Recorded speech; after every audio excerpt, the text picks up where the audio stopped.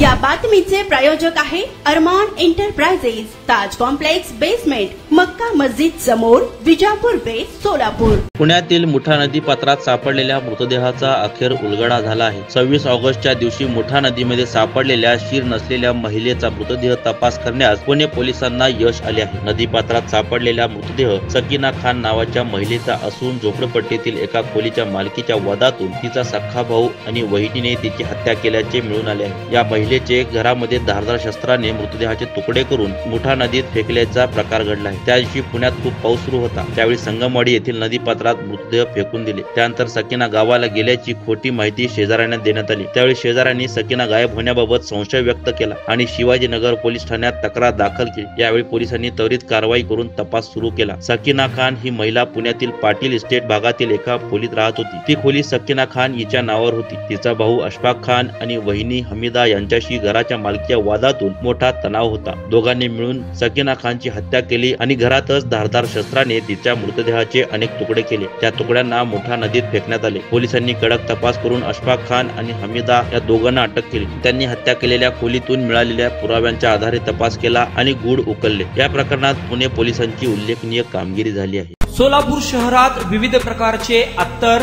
Perfume, massager, hair dry, important goggle, important watch, नवीन gadget मिळण्याचे एकमेव ठिकाण अरमान एंटरप्राइजेस। आमचा पत्ता ताज कॉम्प्लेक्स बेसमेंट, मक्का मस्जिद समोर, Vijapur base, Solapur. Proprietor doctor Mohsin Bagwan. Contact 9922 55 9711।